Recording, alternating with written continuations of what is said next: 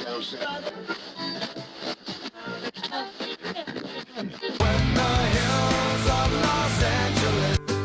Angeles, I'm and most Hollywood nights. She goes to California, oh, California.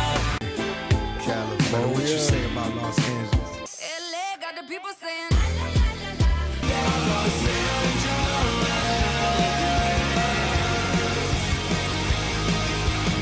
You're listening to Corner of the Galaxy on cornerofthegalaxy.com.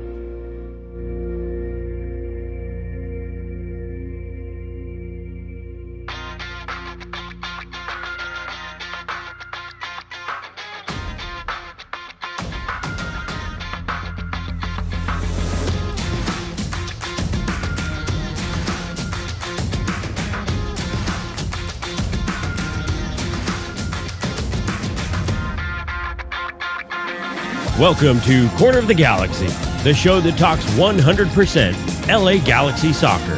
We're glad you could join us. Now it's time to sit back and relax as your hosts navigate through the twisting, turning, but never boring world of the five-time MLS Cup champion, LA Galaxy. Hello, everybody, and welcome to Corner of the Galaxy on cornerofthegalaxy.com. I'm your host, Josh Guesman, coming to you on a Thursday, June 30th, last day of June. We're getting into July. There's 6 games in July. It's going to be busy, starting with Montreal coming in on July 4th. We have a lot to get to. An eventful night at Dignity Health Sports Park. Minnesota United coming in, winning 3-2. The phantom red card to Kevin Cabral. I have a whole bunch of information about that. Probably stuff you're not going to hear anywhere else, or maybe you saw me tweet about it, so maybe this is the first time you'll hear it instead of just reading it. So we're going to talk about that. Certainly where this LA Galaxy team is going, how we sort of feel about this LA Galaxy team. I think most of you are ready to sell your season tickets, maybe move to Canada. Maybe not Canada. Maybe not because Montreal is coming in. So maybe some other country. Maybe even Mexico. Maybe you're going over to the UK, but you're ready to move, I can tell. So we're going to talk about all those things as we get you ready for the July 4th game against Montreal. All right, to help me, she's back, and we're so glad to have her back. She was on the sidelines last night for this very difficult game. We'll talk to her about how difficult it was asking questions. She's back. She's better than ever. It's Miss Nikki K. Nikki, how's it going? Ooh, all right. Hey, guys, you're not selling your season tickets. Come on now. Come on now. Get your pupusas, sit down and relax. You know what? That was the problem with last night. There was no pupusas because it was a midweek, and usually we don't have pupusas in midweek, and I didn't have any pupusas, so already I was not feeling. But Nikki, how are you doing? You doing good? I'm great. Hey, also, wait. Oh, yeah. Subtle flex here. Oh, that's nice. I got my... Here you go. I'll get you. There you go. The band is back together. I should have worn mine. We should have coordinated. That was my fault. So well, you know what? You could say the Galaxy should coordinate on some things as well. I'm just kidding. Maybe they should all get together on the same. Maybe they should practice some things. Yeah. Maybe that's what it is. You're practicing.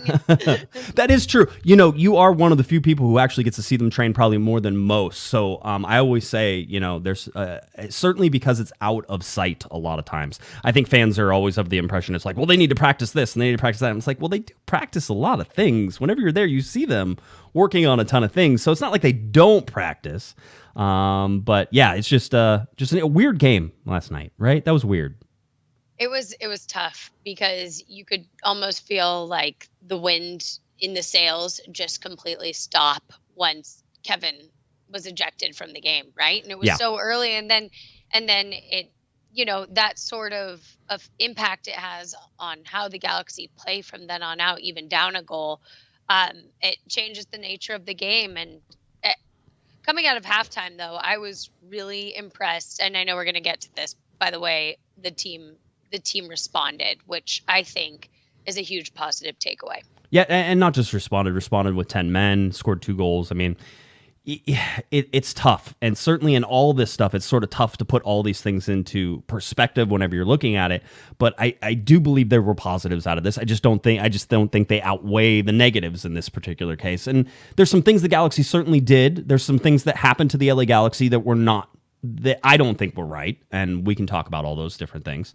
And so those things all affect the game and how it gets played, because I enjoyed the second half. If you left at halftime, which by the way, I didn't, you're allowed to, I've always said this, you're allowed to leave at halftime. You're allowed to leave when you get there and the first goal gets scored and you're done. If you want to leave, go leave. This is how you vote, with your voice, with your presence, with your money. All those things are correct. And by the way, I'm a big proponent of not gatekeeping that stuff either, which is, oh, well, you're not allowed to buy a jersey because we're angry right now. You do whatever you want. You spend your money the way that you want. You protest. You get angry. You do the things that you do that make you feel like you're being heard. And as long as you're doing that and you feel heard, then you did your job.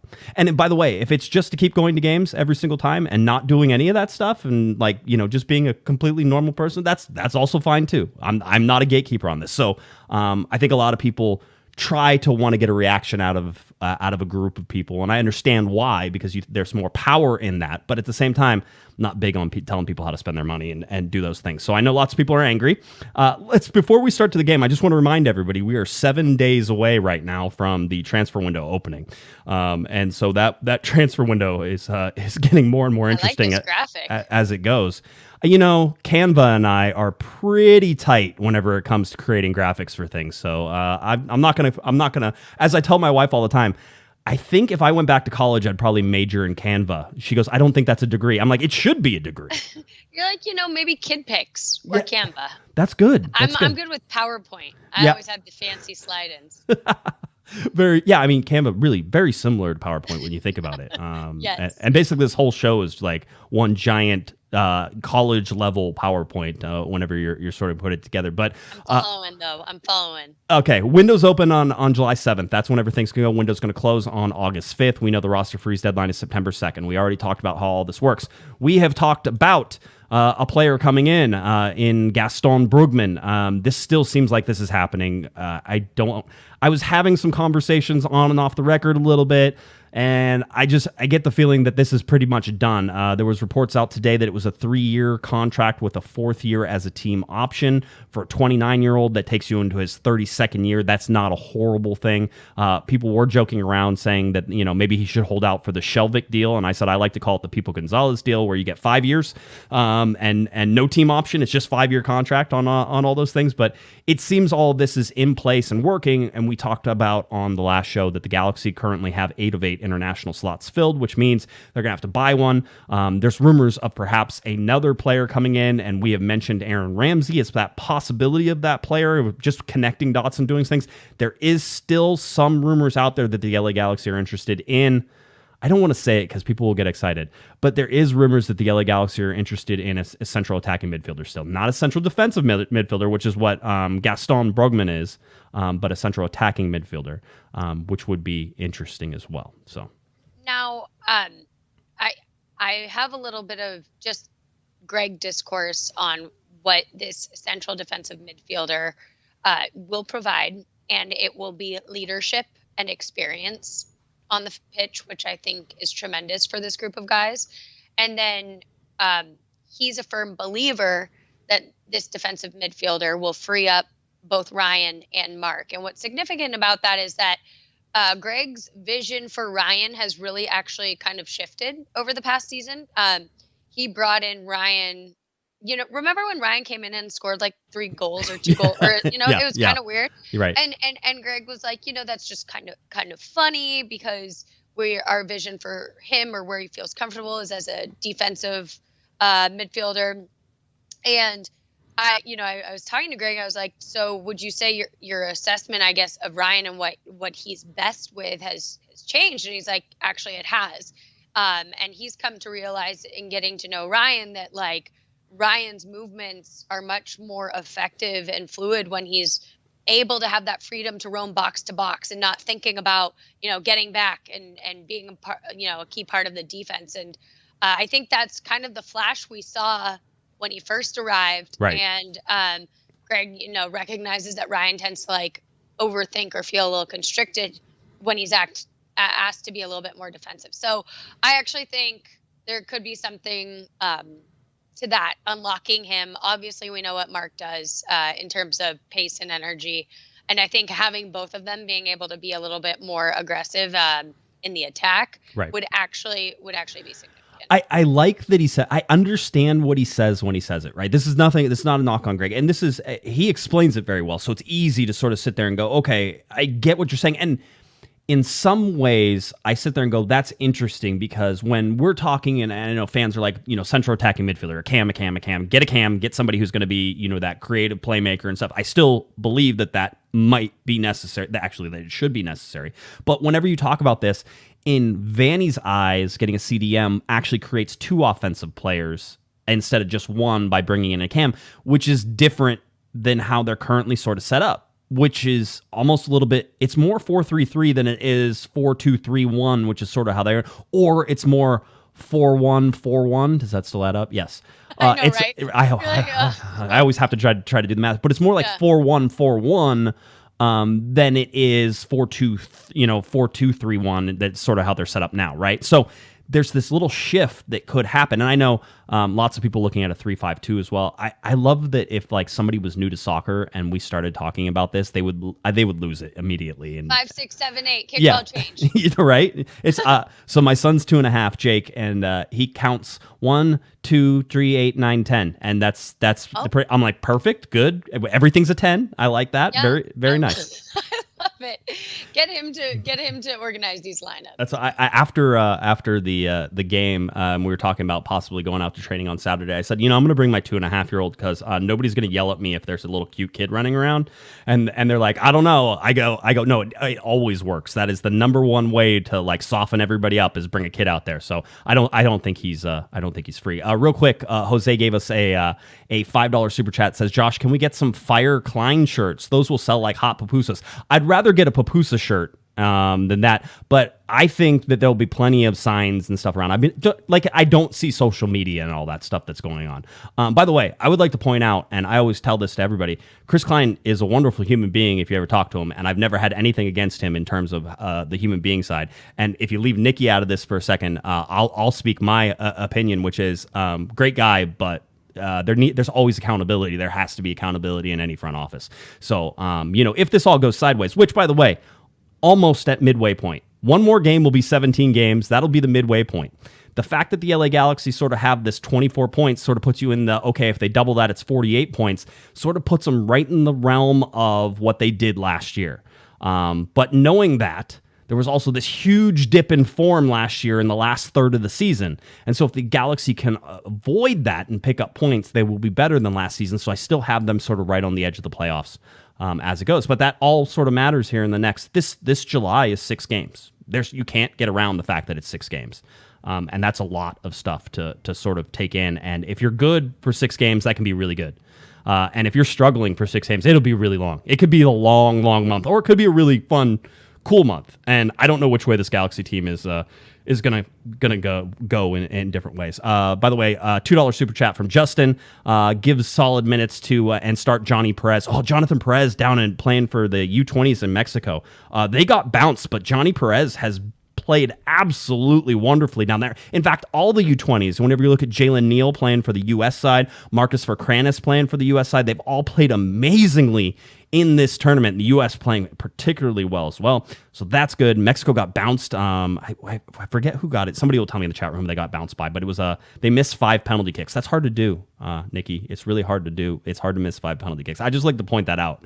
That's special talent, right? That's England level talent. It can always get worse. Listen to that. You don't know what you got till it's gone, guys.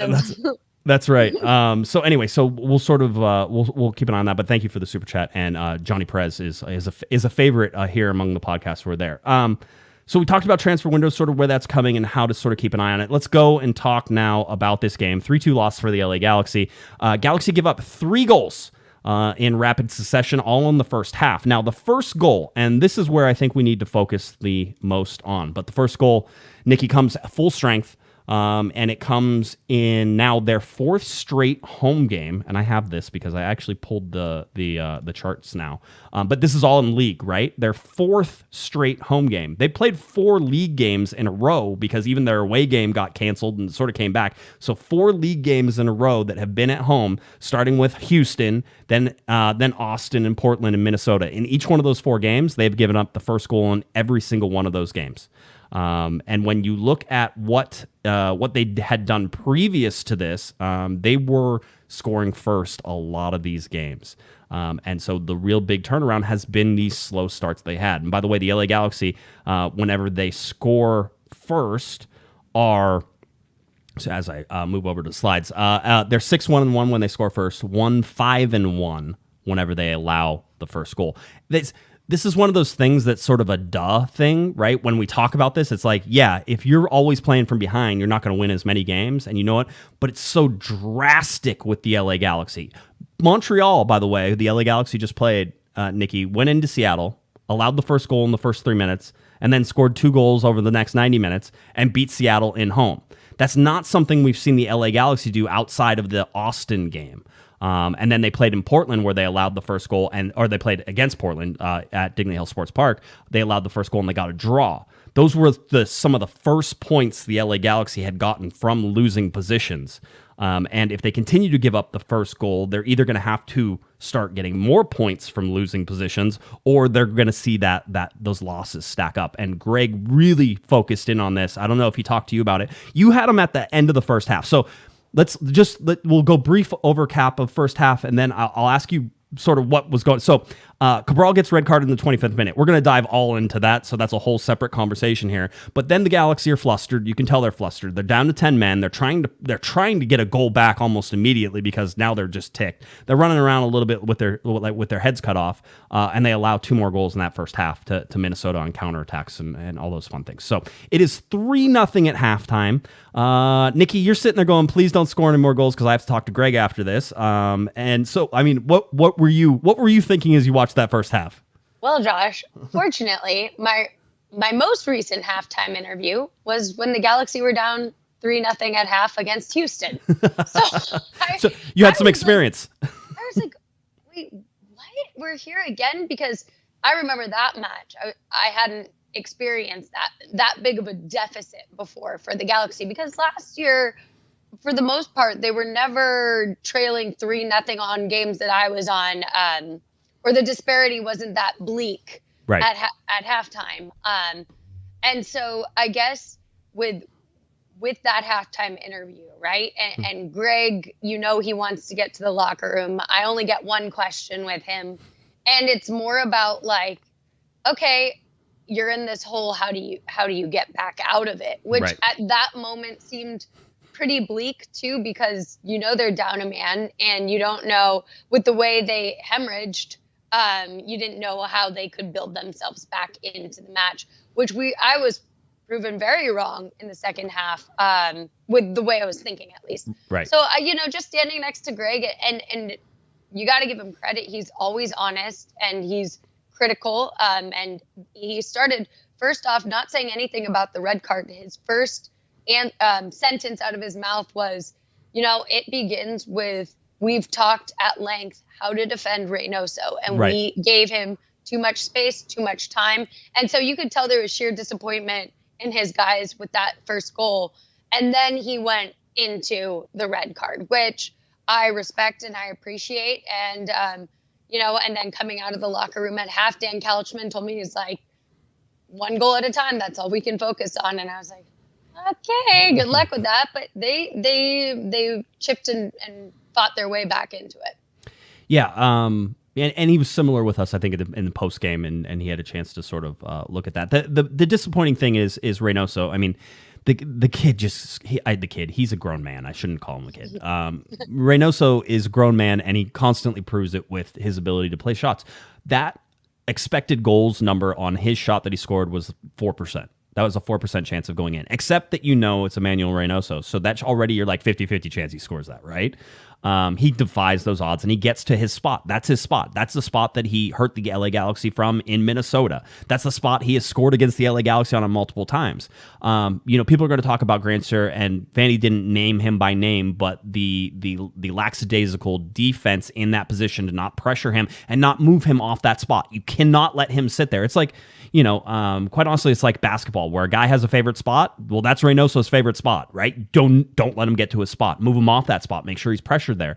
And Edwards too. I mean, The big problem in this game comes from that left-hand side, and all the goals sort of originate, at least in at the beginning, from that side. And for me, it was Edwards trying to do too much on the offensive side, getting caught forward, and then Grandsir not doing enough to cover for him. And Grandsir's an offensive player too, and he wants to be in there. And when you're down a man, now you're pressing even harder, and those guys were getting beat on the counter on that left-hand side. It was pretty obvious. Well, it's really hard because, standing there watching Raheem work his tail off, he is making the runs, he is breaking, he's trying to get anything going. And this is also the problem that comes when you're playing a man down, right? You extend, you overextend yourself, and then he's gassed and can't get back and is a little bit out of position, and then it's left to the other guys to help him cover. So I feel it's hard from that viewpoint to be critical of Raheem, because he's one of those guys who gives every play his everything. Right. And but by sheer nature of being left with 10 men, you get punished. Yep. Yeah, and that happens. And again, there's some positives in this. I was actually impressed by the way the LA Galaxy created chances when they were up, when they had 11v11, right? In the early side, Victor Vasquez had a ball that he headed basically that was saved off the line. There were some other shots and some dangerous things. Aguirre starts in this place. Raveloson had not been training. He was a little injured in this game, so they didn't want to start him. He hadn't been training, so they brought him in that second half. And so, you have a young kid like Aguirre, and Greg Vanney just was applauded. So he was like, I thought he played absolutely amazing for what he was trying to do in that game. So was Mark Delgado. I don't know if he came into the media room with you guys, he didn't. But okay, yeah, he was very commending of the performance Daniel put out there tonight and or last. What day is it? But right. Yeah, he had a really solid showing. Very impressive. Yeah, it is. It was sort of fun to watch. And so just Aguirre trying to work in the center field, Delgado working again. So I thought they did okay creating some shots. Now let's go to the red card, because this is the turning point of this game, and it's in the 25th minute. So there's a shot that is spilled, and Dane St. Clair, the keeper for Minnesota United, spills the shot. It short hops him a little bit, so he skips away, and he's scrambling to get there. Cabral is also closing down. And Cabral is in the right spot to close down. He's where he should be, and he's pressing that. And this is a soccer play. There's nothing about this that isn't a soccer play. You're going to hear from some MLS homers how there's this emphasis on protecting goalkeepers whenever they're down on the ground and no contact to the head and stuff like that. I'm going to tell you a whole bunch about that seems to be very true. And so I will tell you why they're incorrect in this. And so Cabral closes that space, and St. Clair is closing that space. So you now have two athletes running at each other. As Greg Vanney said, Cabral's running 20 miles an hour. I don't know if he was hitting that fast, but he was trying to, right? It was one of those. So he has all this momentum. St. Clair comes out, and he gets the ball. And as in the normal soccer play that happens multiple times every weekend, the attacker goes, oh, he's going to get the ball. And so he goes and he jumps over the top, right?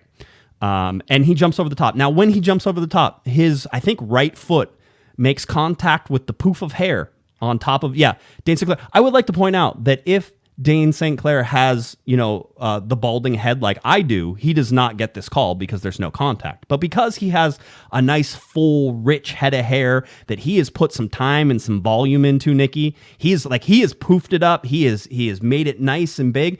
He gets a call. Now, when it happened, everybody goes, oh, okay, if you want to call foul, go ahead, right? What'd you see? Well, at that moment, actually, and the added layer of irony to all this is that the coaching staff in the building have really been working hard with Kevin on being more aggressive on a more consistent basis, right? Everything he does in the building is focused on having that fight and that dog. In fact, they're having him box now. So you see him charge with full steam in this play, right? Finishing it, not being, kind of pushed off the ball or whatever, or skidding to a halt. And so I was mid-hit talking about like, hey, that's exactly the type of, action and urgency Greg and the staff need to see from Kevin. Right. And as I'm saying it, the red goes up, and I'm like, oh, here I am applauding Kevin, and he's being kicked out of the game. And then, you get Joe and Kobe reacting live time being like, what? And you see Greg throw off his jacket. And, that was the part. I always like Greg has to get undressed basically to argue. It's funny, but no. In the press box, we had no idea what was going on. In the stadium, I know people had no idea what was going on. I never saw the red card come up from referee Ted Unkel.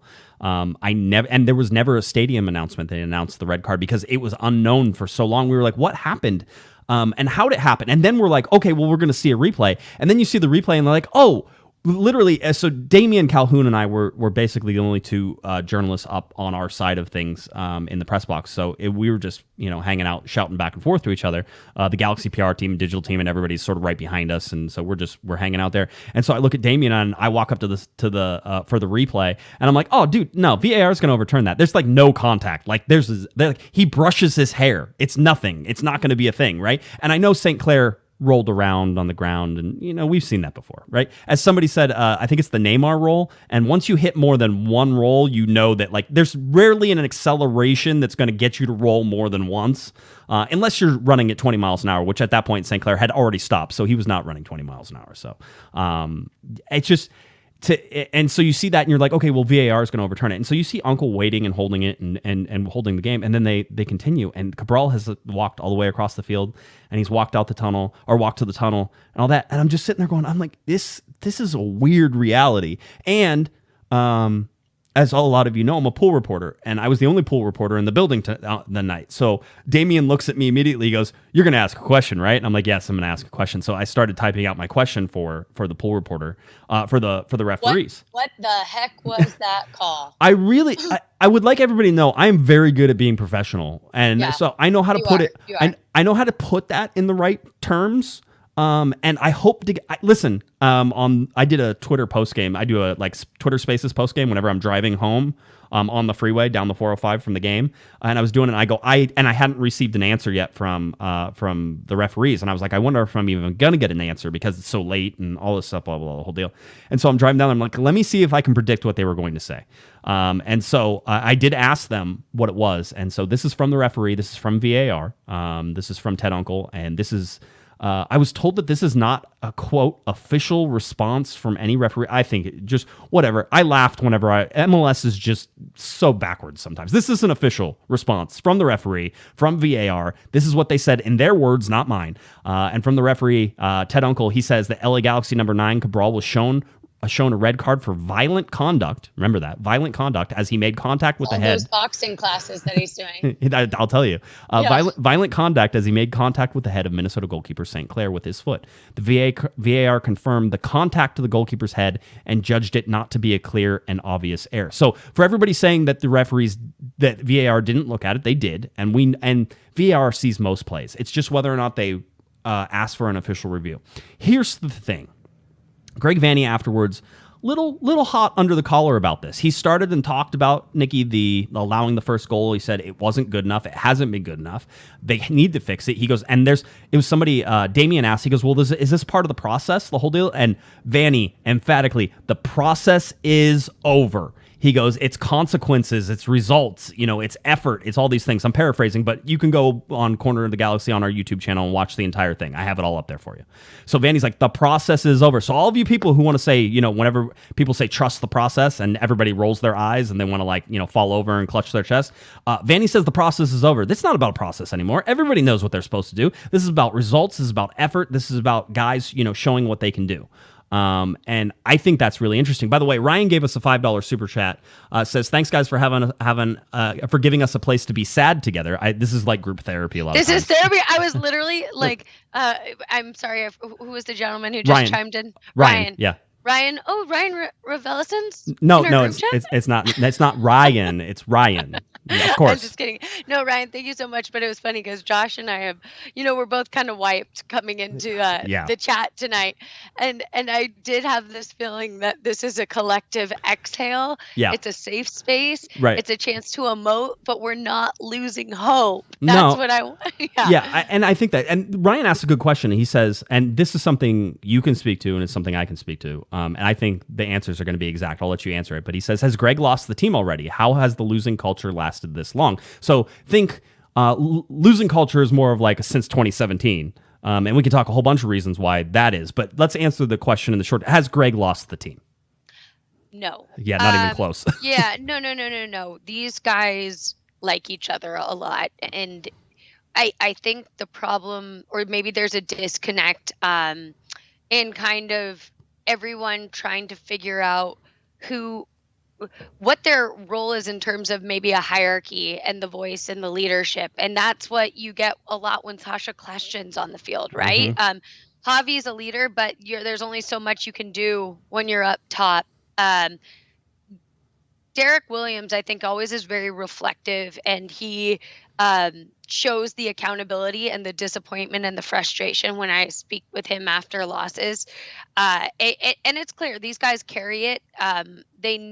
What I think their issue is right now is when one mistake happens, how do you not let that beget 2, 3, 4 more mistakes that can really put the substitutions in a bad position when they come in and try and liven things up, and so they're not playing from a hole. And I think it's what Greg would tell you is a matter of consequences, right? Yeah. And so that early goal had a whole trickle down effect, right. And so long answer to a very simple question. Greg has not lost the team. Not even close. It's so far from that. And that's why I think everybody's a little bit early on the, fire Greg Vanney and everything. I'm fine with looking at the front office and how things have been managed over the time. But I've also said this has to be your long-term plan. Greg Vanney is experienced enough. He knows how to do this.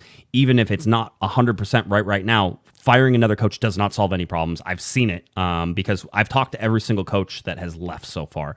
And that means, and I can tell you that there are a lot of things wrong with the LA Galaxy. Sometimes it's not the coach. By the way, we have to sort of reset the show.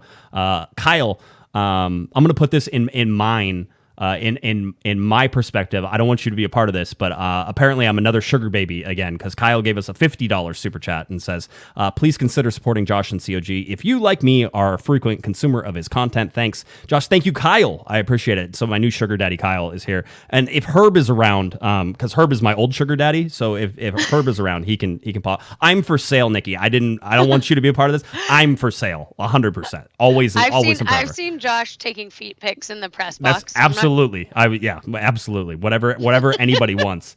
So anyway, thank you, Kyle. Certainly appreciate that. So now let's go back to the red card. Here's the thing. Greg Vanney went long lengths about this, and he said that the referees told him that there was no way that they couldn't call it a red card.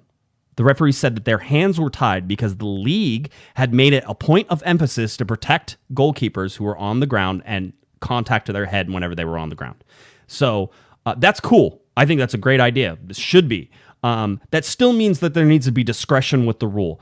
And I already got into an argument with somebody today where they were like, well, if it's a point of emphasis, then I guess it's a red card. No, because we went through this whenever we were playing the whole hands to the face thing. So MLS was like, hey, we're going to crack down on hands to the face. And so there was a little tussle, and then two friends on opposite teams were sort of joking around with each other, and one guy goes up, and I forget who it was, but one guy goes up and puts his hands on the other guy, and the other guy puts his hand, and like they both got red carded, or somebody got red carded. And it was like, you guys have to be able to use some discretion in this. So anybody saying that Ted Uncle didn't have a choice because of this point of emphasis for Major League Soccer.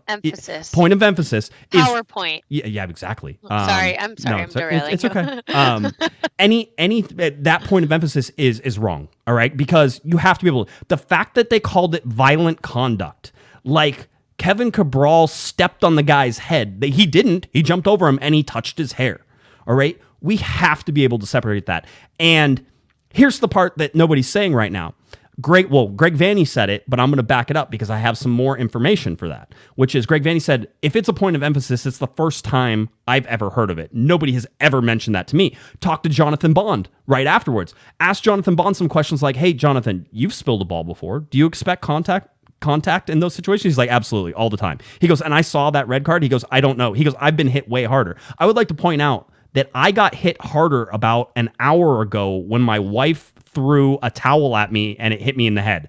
I got hit harder there. Nick DePuy got hit harder when he got his hand stepped on in the game. No red card, right? Let's see. I would say Douglas Costa hit the Minnesota player harder, but that was probably a red card, so he probably deserved that at the end of the game. That's another story. Well, I think long story short, Bondy just needs to grow out a fro. That's what needs to happen. That should be the Galaxy's new strength. Just head tackle with the fro. Yeah, so I do agree with that. By the way, we should tell him that too. 100%. So we'll tell him that. The other part about this is that Greg Vanney said he has never heard of that. I have heard, and I was contacted and basically was told that MLS did make this a point of emphasis. They told pro referees, and then they told nobody else. So I don't know how you can have a point of emphasis and then not tell anybody. Now it seems like Pro is sitting there telling MLS, like, well, then you need to make a statement about this because we don't want to get blamed for this. You told us to make this a point of emphasis. We're doing what you said, even though we're doing it wrong, Ted Uncle. This is wrong. This is an incorrect call. It's not right. People are going to straw man argue with you the entire time. We all know what a soccer play was. We all know what that is. And I'm going to say something that all of you should understand, but some of you won't want to hear, is that red cards change games. I thought the Galaxy were playing well enough outside of allowing that first goal to easily equalize in that game. In fact, I was expecting it to come. And that chance where Cabral had was about a half a step from being an equalizer, right? So all these things are moving. Greg Vanney said it. I agree with him. Red cards change games. Do the Galaxy need to handle that better whenever they go down 10 men? They do. It's not a position they've been in a whole bunch. So I understand, but at the same time, you have to keep your head in those situations. You can't allow it, because if you take the LA Galaxy, Nikki, if they're able to keep one of those goals off the board in the first half, they get a point out of that game, right? If they're able to keep two of those points off of the board in the first half, right? They win that game. That's how. And there's a couple factors for that. And one is that Minnesota was exhausted because they were in Miami and it was hot and humid and they had just traveled there. And so they faded in the second half. That's one of the reasons the Galaxy were successful in the second half. The other reason is that they played very well, technically very well. I think there's going to be a come to Jesus meeting here very soon with Chicharito. I have not seen a lot from him. He is not sparking confidence in anybody on that field. And meanwhile, you have Dejan Joveljic, who is scoring everything he touches. So it's something to pay attention to as we go through here. But the red card was not warranted. It changes the face of that game. I thought the Galaxy played really well in that second half. I thought Douglas Costa had his best game for the LA Galaxy right up until the point where he got a red card at the end of the game. And Greg Vanney was really interesting. He told Douglas, Nikki, I don't know if you caught this from him, but he said, Douglas, if I put you in for 20 minutes, I want you to run as hard as you can. I don't want you to think about 20 minutes. I want you to just go as hard as you can, affect the game, change things, make people adjust to your pace, but go as hard as you can. He goes, and then whenever I give you 30 minutes, I want you to do it again. Just run as hard as you can. Don't manage your minutes. I'm done with that. Run as hard as you can and play. And he goes, and we're going to work you up 30 minutes, 40 minutes, the whole deal, and get you into these positions, but do not try to manage your minutes. And a lot of times when guys coming off an injury, you're sort of like, well, I'm a little out of shape, so I want to make sure that I have some left in the tank. And Vanney's like, no, if you run out of gas and you run out of fitness, that's fine. I'm okay with that. Balls to the wall, basically, right? And with Douglas Costa, I think you saw that for the first time. Interesting. Go ahead. Yes, those come to Jesus meetings have been had with a couple of players at this point. And the message, that's one thing that when you talk about Greg and losing the locker room, it's, in fact, I would say he's actually like just being able to kind of finally articulate his expectations in a more demanding way, right? We talked about that at the beginning of the season. Now Greg's able to, implement his system, his vision. The guys know what to expect from him. But now he's looking for the core group, and guys are starting to sense that. And if they are not delivering, they're not going to see the field. They're not going to see the pitch. And Greg told me flat out, he's like, if a playmaker, a talented playmaker, isn't giving me that at least level 7 effort, they're going to see the bench, and I'm going to put on someone maybe less talented, but who has more dog and more fight and more urgency in them on the pitch. So I think that message is matriculating down through the system, and I would say the substitutes had a great game too. Yeah. I mean, Ephra, I think, showed up more so. I was going to say Jonathan Bond was big. Jonathan Bond went out of his way because we asked about Douglas Costa coming on and what it's what that means to sort of get him as really the most involved that we've seen him with the Galaxy. And he goes, and I thought he just after that he goes, and also Ephra, he goes, I thought came in and changed the game, and he needs to because he hasn't been playing well. I thought it was also interesting. Greg did two things in the second half. He managed minutes for guys, and he got guys who needed match fitness minutes to get their match fitness in, and he did it while the Galaxy scored 2 goals and made a game of that. And we're down 3-0. Yeah. Right? Because it's like you want to give your guys a chance to get back in it, but you also want to manage minutes, but you also want to get these guys back into fitness. That was something Joe and Kobe talked about too, because he was at that second half. It's you're at the point of like we're not waving the white flag, but right. We also need to think ahead because July is going to be chaos. It's chaos is a coming. That's for sure. So just some interesting little graphics. I just wanted to show you have to ignore on the passing network, and I'll sort of explain this one. You have to ignore Cabral because he was only out there for 25 minutes. So his average position for 25 minutes was sitting out there, but then they count that position as basically being there for the rest of the game, which he wasn't. So you look at that. I see a very compact middle, which is kind of interesting. Whenever you look at Aguirre and what Delgado were doing in that center and what Victor Vasquez was doing to start this game as well. So you have this compact middle, a lot of people on each other, but remember, these are average positions. So it could mean that people are making runs forward and back, and this is their average position. So we take that into account. And then whenever we look at what happened to Minnesota and how compact the LA Galaxy were, there's a giant hole in the center of Minnesota, and that's the impact the LA Galaxy were able to have in that second half and being able to pull Minnesota apart and playing between their midfield. We have not seen a lot of central play from the LA Galaxy, and I would like to point out that I thought when Costa came in and sort of started making runs across the center and sort of drawing people out and doing different things, that's where that goal comes from, right? That's where the Dejan goal comes from, is basically Costa cutting across, drawing 2 defenders, hitting the skip pass out to the wide side, and then being able to come back and sort of, put that ball into the center in a dangerous spot, and then Aguirre with the calmness. Daniel Aguirre is going to be a special player. He's a little on the small side for me, but at the same time, I almost don't care. He really did a lot of things that I really like. So, yeah, go ahead. Oh, I was going to say, we talk about sometimes with this team, we see guys hold on to the ball just a little bit too long. And I thought Daniel actually had a beautiful read of pace and timing and knowing where, even, in his first start, he knew how to place it for guys. And so, very impressive, and not kind of that sense of panic or, hey dude, why you still have the ball? So, once again, flowers for Daniel Aguirre. He was very good. Let's talk about Dejan Joveljic. Let's compare him to somebody he has no business being compared to, and we love to make this comparison. Right now, if you look at Dejan Joveljic, in terms of minutes per goal, Dejan Joveljic is scoring 1 goal every 61 minutes. He has 305 total minutes right now. He has 5 goals, 14 games played. So if you look at his goals per games played, he's at 0.36, which is not very high, especially not on this chart, right? But I would also like to point that if you look at Chicharito right now through 16 games played and 1,300 minutes, Chicharito is scoring 0.38 goals per game right now. So 0.36 for Dejan, 0.38 for Chicharito. If we go into that minutes per goal, Chicharito this year right now is scoring 1 goal every 219 minutes of play, and Dejan Joveljic scoring 1 goal every 61 minutes. Zlatan Ibrahimovic through 30 games and 29 games played, through 30 goals and 29 games played in 2019. He had 2,600 minutes, was averaging 1 goal every 1.03 games and 1 goal every 87 minutes. Now, you can't compare these two. And the reason that Dejan's is so high is because he's a substitute, but he is doing amazing things as a substitute. I am at the point where watching where Chicharito is and seeing how it is, and he looks tired, and he looks rundown, he doesn't look like the Chicharito of last year, and he can prove me wrong. I'm perfectly willing to say that, but I'm saying what we've seen in maybe the last stretch of 4 or 5 games has not been that same Chicharito of 2021 that had all the energy. But also, this Chicharito right now has remained healthy, which is a little bit different. So Chicharito last year got injured, but also that rested him through some games. And now this time you're seeing him play every game and a lot of minutes.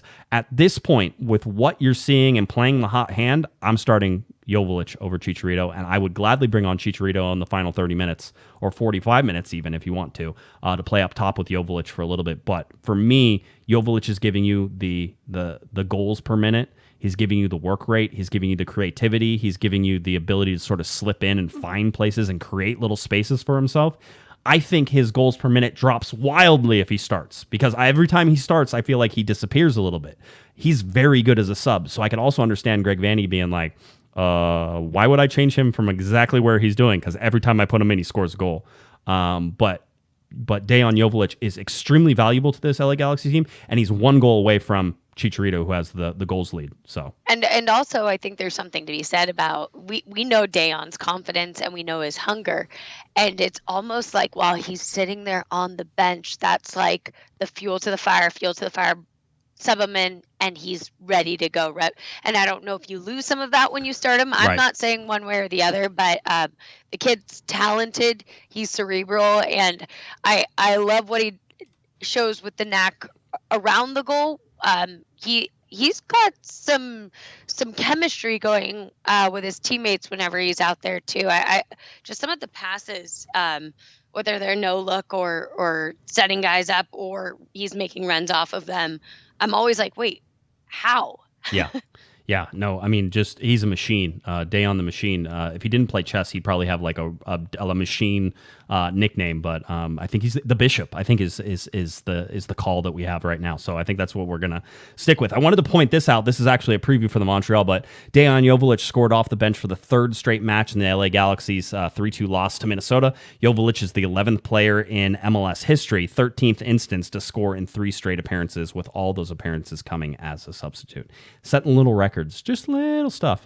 There's also part of me that says Greg Vanney is doing exactly the perfect thing, bringing Dejan along. Like he's feeding him just enough minutes. He's keeping him entertained. He's keeping him engaged. He's keeping him scoring goals. And he's a game changer here. And now every team knows that when Dejan Joveljic comes off the bench, that they are going to have to work extremely hard to keep him out of the goal.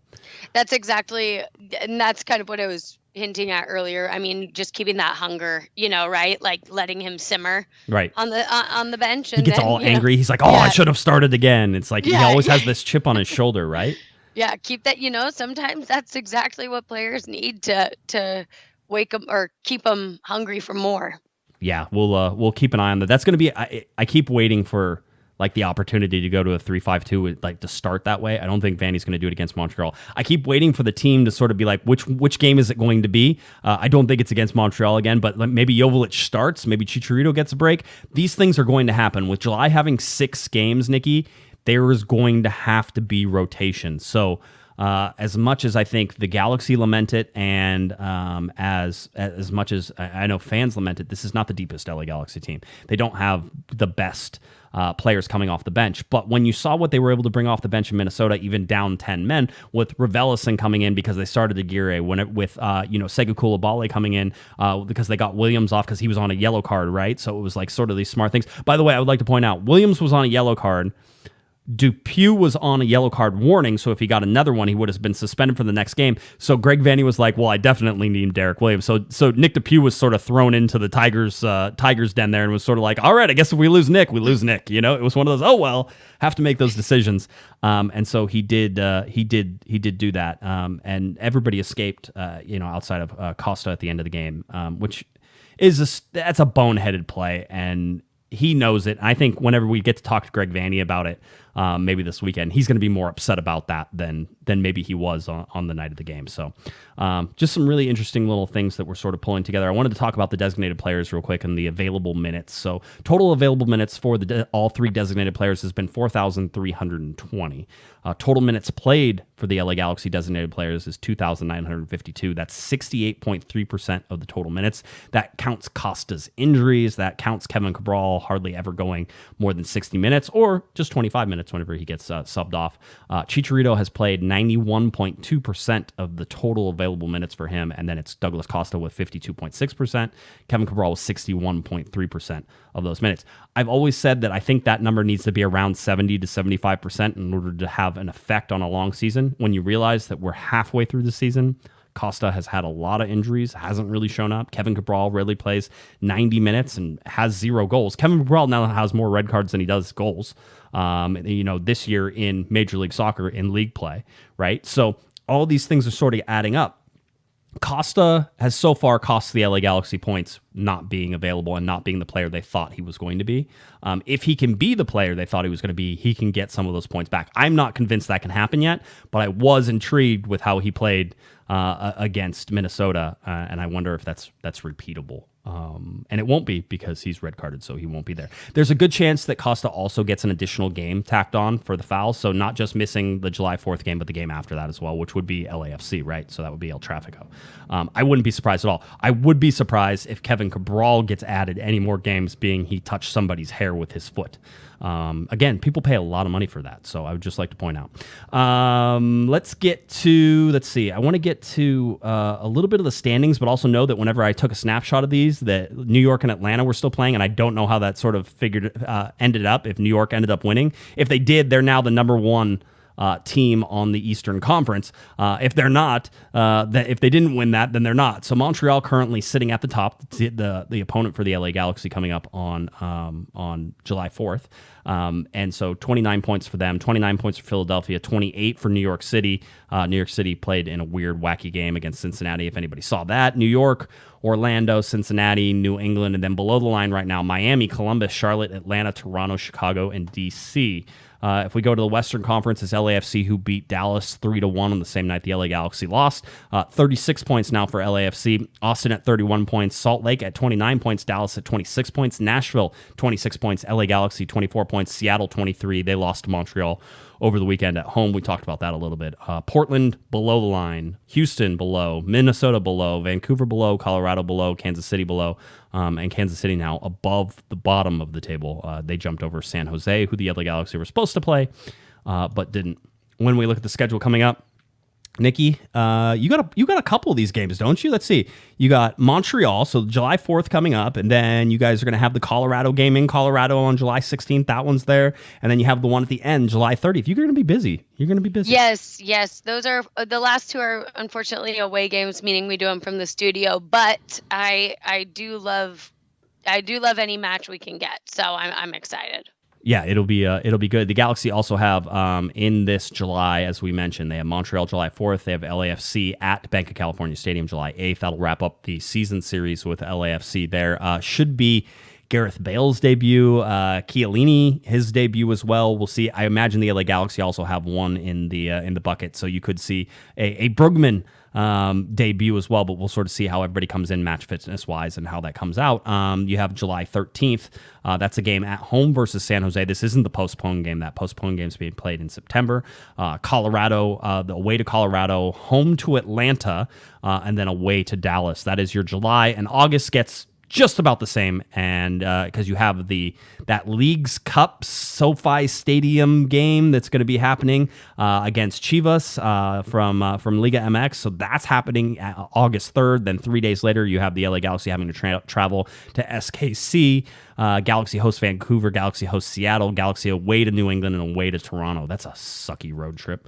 And then September, and then this is crazy. There's 5 games in September. There's 2 games in October because the season's over. I know it's far away, July, August, September, October, right? So 4 months, really. But when you look at that schedule, Nikki, it feels like those games are all on top of each other, and it's going to be just this brutal wrestling match for the rest of the season. Yeah, it really is, dog days of summer, but it's also, last season at this time, dog days of summer was still a little bit of the middling of the season. Now it's like, okay, almost feels like the home stretch, Yeah, it does. It's starting to feel like. So that, again, if you look at July and August and you sort of say, the LA Galaxy season could very well be decided by either a good July and August or a bad July and August. Maybe it's a middling July and August, and then then you can have September sort of come into play as well. But these July and August games, there's a lot of them. There's a lot of games to play, a lot of things to do. So want to get that. Let's get you ready for the Montreal game. LA Galaxy versus CF Montreal coming up at Dignity Health Sports Park on July 4th, 7:30 p.m. start time, 7:38 p.m. kickoff time. Game can be found on Spectrum Sportsnet with Miss Nikki K and Kobe Jones and Joe Totino. And then that is also being simulcast on LAGalaxy.com. So make sure you do that. I wanted to give everybody a rundown sort of how the gates were going to be opening and everything that sort of happens here. So at 12 p.m. on July 4th, parking gates A and D are opening. 3:30 p.m. it's all the parking gates opening. Season ticket members and premium gates open at 5:45. 6 p.m. Galaxy Express begins running if you use that. 6 p.m. all the regular stadium gates open as well. Then 7:38 is your kickoff, LA Galaxy versus Montreal. 9:45 is your fireworks show, and 9:55 fireworks show concludes. I would like to point out, Nikki, that it's so July 4th. I have never ever seen the fireworks at Dignity Health Sports Park because we're always underground whenever they happen. I can only use one never because I've only been there one season, but I empathize with you on missing seminal moments in order to cover a game. I was at the Super Bowl during the halftime show, the one that everyone said rocked the house. Yeah. I was outside the stadium doing a live hit for our East Coast syndicates. Nice. So that was great. I was like, hey, Mary J. Blige, hey, Snoop. So I relate to the sounds of joy being heard whilst you are working. Yeah. Away. But you know what? Part of the job. It's okay. It's kind of a where were you sort of moment, right? Yeah, I was underground. That's where I was whenever the fireworks go off. So, no, listen, July 4th game is usually fun. I know there are people who are discouraged and disheartened. I look at this Montreal team and I see a very talented team, and Wilfred Nancy has done such a good job with them. With Toye up front and Kamara up front, they have a really good partnership. They had Milovic in the center as well, and just I feel like there's nobody on this that you sort of sit there outside of maybe Toye and Kamara who you're like, oh, I absolutely know those guys. He just takes guys. He's sort of, like the Pablo Mastroeni of the Eastern Conference, which is I'm going to take a bunch of guys you probably have never heard of, and they're going to compete every single game, and they're going to make the smart runs, and they're going to do the smart things, and they're not going to make the big mistakes that cost teams all the time. They're just going to be. Sasha talks all the time about if you're playing like a central position or central midfield or a central defense, how you don't need to be 10 of 10 all the time, but you have to be like a 7 of 10 all the time. He goes, you can never be a 5 of 10. That's horrible. You can't have it. So a 7 of 10 every single time is what you want. Yes. Well, it's so interesting because I had listened to your conversation with Sasha, and then I was having a conversation with Greg separately, no other media, just Joe. And Greg literally used that exact verbiage. He said, I'm asking guys to show up with consistency. He's like, you don't have to give me a 10 all the time. Give me a 7. And if it's not a 7.5, give me a 7, but don't give me a 4. Yeah, no. And I was like, is Greg listening to Sasha on Corner of the Galaxy? I'm sure Greg listens to the show all the time. That's the only example, right? Hey, Greg, how's it going? Or, Sasha picked that up from Greg. But it was just so funny because I was like, where have I heard this before? And then you just said it again. And it wasn't just like, hey, give me a 7 out of 10. It was put the exact same way you just reiterated it. Yeah, interesting. And it makes a lot of sense. I played central. My favorite part. I played central defender in my really bad high school team. So I'm very well aware of the consistency issues that happen at the professional level. So I have that. $7.14 super chat. That's 7 and 14 from John. That's Robbie Keane 7 and Robbie Keane number 14 because he wore both numbers. $7.14 from John. John says Nikki is better than Panda. Sorry, Panda. So Kevin can stay in guitar. I like that. He also says local is better than Apple, so I know you'll enjoy that. He says, and this is John and I are on the same page. Sun Devils are better than Bruins, so he's got that. He says more seriously, good tactical analysis tonight. Thank you, Vamos Galaxy. So thank you. There's the positivity we needed. Yeah, I like love it. that. I like it. No, I love that. Thank you so much. And Yeah. you know what? Yes, I appreciate all the applause and love. Kevin's great, but he needs to be happy. No I don't negative know. Nancy's. No, he's a negative Nancy. I told him to stay in Qatar. He didn't need to come back. So anyway, it's really it just that whole conversations, and I've heard that from before from other players just about that. But it's I want to. You sort of were talking. Oh, maybe Sasha picked up from Greg. Sasha, yes and no, but like that's a common thing you can tell. I saw the moment that makes me realize this team is in so much better positions than it was last year or maybe the year before in terms of how they get along. Is before the game, Sasha and Dejan were walking out together, and you know that's team dad. They call Dejan. They're like, that's your team dad, right? And he's like, yeah, absolutely. Like he doesn't hide from, like most guys be like, no, that's not my team dad. He's just whatever, dude. You know, that type of thing. Dejan's like, no, that's my team dad. You know, so that's my best Dejan impression. Also, shout out, follow Dejan on Twitter. The Bishop's on Twitter. Yes. You know they call him Deca as a nickname. That's something I picked up. I'm like, who's Deca? Is Deca 10? Is it like for a 10? Maybe that could. And John and Bondi is now into chess as well. I heard that. Deca's gotten him into chess, which is great. But I saw a moment too. When they were final 30-ish seconds, nobody had any clue how much stoppage time there was left. But Sasha is up out of his seat, running along the sideline, telling like guys to get in position. I was like, that's my captain. You know? No, I mean that's what you get with Sasha Collection. That's one of the reasons they stuck around. So, it is. They say. By the way, Field of Berm says Decky or Deca is a common nickname for Dejan. Apparently, I didn't know these things. We learn something new every day. Thank you. I love that everybody is just our chat room is very knowledgeable. I don't even have to remember things anymore. I just make them do it. So that's free labor. LA Galaxy coming up against Montreal. This is going to be a difficult game. I'm going to show you something. By the way, 538 has this game ridiculously lopsided to the LA Galaxy. I can't. They have them almost a 50% favorite. So 49% chance to win for the LA Galaxy, 25% chance to win for Montreal, and a 25% chance to win or 25% chance for the draw. I'm going to tell you something. This is betting advice, all right? This is not if you're an LA Galaxy fan. This is if you want to bet a game. If they are going to give the LA Galaxy any sort of favorites in this, you absolutely take that bet and you bet against the Galaxy. All right, because I don't trust this team. Well, yes.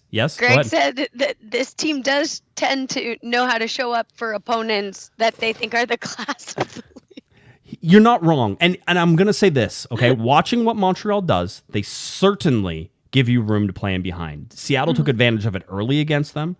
They like to press into things, so they will press up. And as we've seen, teams that like to play, and teams like Minnesota likes to play. It's one of the reasons the Galaxy were able to score 2 goals on them is that they did catch them out of position a couple times. They were able to move them around. Also, they're not a great defensive team. But you look at that and you say, okay, that's one of the reasons the Galaxy were able to score. Did I tell everybody what the expected goals was in that game? If you saw that game, you would think that that Minnesota had a bazillion expected goals because it seemed like they were always dangerous. They were always pushing. The LA Galaxy created a ton of chances.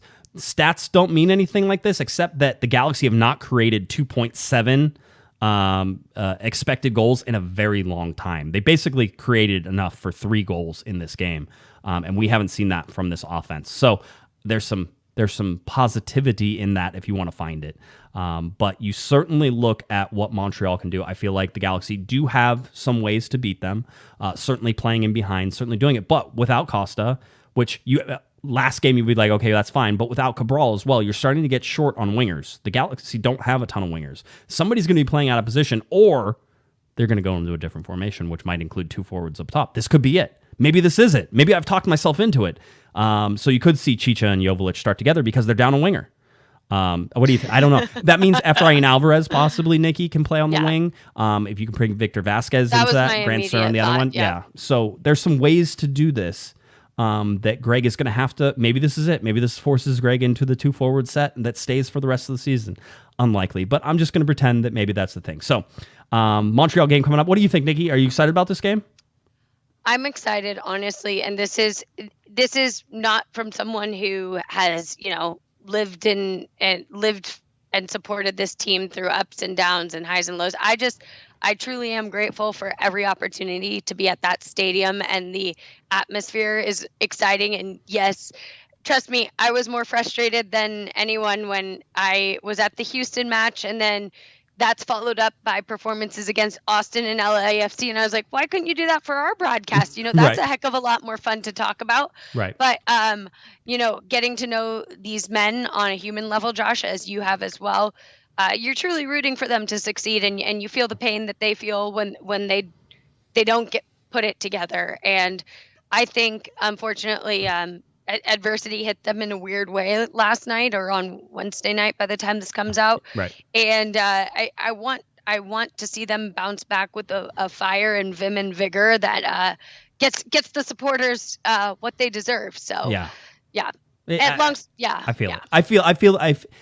I kept feeling like that Minnesota game was the game that they were going to break out in, right? I felt like I'm like, okay, this is the one, and it sort of lines up. I don't feel that way about this Montreal game, but at the same time, I don't know. I certainly, I'll tell you, anybody who thinks that Greg has lost the team is delusional. So that's not the case. I can tell you 100%. It's not even close to the case. And this team isn't even close to quitting. This is a very resilient team right now. I would put this team up if you have, a playoff game where they have to play against a really good team, maybe like LAFC in the playoffs right now. I put my money on the LA Galaxy just by the way that they've been playing. We'll see if that plays out, because I have a feeling they're going to meet in the playoffs this year.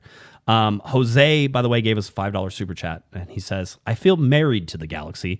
Josh is the marriage counselor. Josh always makes me feel better when I want to yell divorce after these games. Jose, thank you. Thank you. That's hysterical, by the way. I love that. I do see a lot of we're in a toxic relationship with the LA Galaxy, but I just can't quit. It's like, I get it. I get it 100%. Or, think of it this way too. All marriages that survive decades, overcome adversity, right? So just weather the storm. It's been a long storm, Nikki. I know, it's been a long time. I don't mean to come off as trite, or I'm just saying that the guys are putting in the work. They care. They're passionate, and don't give up on them. Don't give up. No, not yet. Yeah. Not yet. It's not time yet. Only halfway through the season. Almost halfway. This game is halfway. Yeah. July 4th, 17 games. 34 games total. So that's all it goes. All right. Are you going to be wearing red or blue on Monday? On July 4th, I probably have to do laundry, because I don't think I have any choice on that matter right now. Maybe I'll wear my corner of the Galaxy shirt. Yeah, maybe he's going to show up in a white suit. Yes. He's going to be like, it's a moment. He's the moment. It'll be the only thing I have that's clean, if that's the case. By the way, Patrick said, did Josh just say he doesn't think that we're making the playoffs? No, I do think the Galaxy are making the playoffs. I think they're a playoff team. I do. And I can't get there. I can't get there. This team to me is incrementally better in so many different ways than they were last year, and I'm just waiting for that to show. And I think this is one of those, if we look at the stats and we sort of look at it and you understand it's 10 men and you understand sort of the whole thing, I can talk myself into saying that the Galaxy maybe underperformed a little bit in that game. And because the stats tell me that they actually played okay. In fact, that second half, they played more than okay. It's not often that you see a 10-man side have more possession than the side that's up to 11, and they did that in that second half, and they did it for the course of the game as well. And so that means something to me. That means that the Galaxy are trying to create things. For as defeated or frustrated as Greg was with the red card situation, he told me post-game that second half was what he saw heading into the international break. And he had, for all the frustration, because the last match I was with this team was the 3-0 loss to Houston, right? And so they really felt they had something going heading into the break, which, were of course games I wasn't there for, but that what the Galaxy fans saw against Austin and LAFC, that's what Greg saw in the second half on Wednesday. So Take it for what it is, small sample size, but I was going to say, I can already tell that people are going to be like, Josh is just being positive again. Blame it on me. Blame the positivity on me. I am a homer. I have to be the homer. That's right. It's all okay. Okay, good. I will blame you. Jonathan, by the way, gave us a $10 super chat and says, COG is the only consistent MVP since 2008. Wow, that's a long time. That's a long time. I don't know that that's true. Robbie Keane was there for that, so I think he was pretty We're making consistent. in some cash on this show. Oh yeah, you'll never see any of it though. I mean, that's the fun part. It's fine. I got a polo. Yeah, you got paid. I would say this: the Montreal game. Obviously, the LA Galaxy have to beat Montreal because no American team could ever let a Canadian team come in on July 4th. Right? Let's be xenophobic for a second. Yeah, no American team could ever let a Canadian team come in on July 4th and bounce them. In there, I'm pretty sure Toronto came in and beat the LA Galaxy one time on July 4th. July 4th doesn't have the best record, if I remember correctly. So yeah, keep that in mind whenever you go. All right, LA Galaxy hosting Montreal coming up on July 4th. That's a Monday. Just a heads up, 7:30 p.m. game, 7:38 p.m. kickoff time. LAGalaxy.com and Spectrum Sportsnet with Joe, Kobe, and Nikki.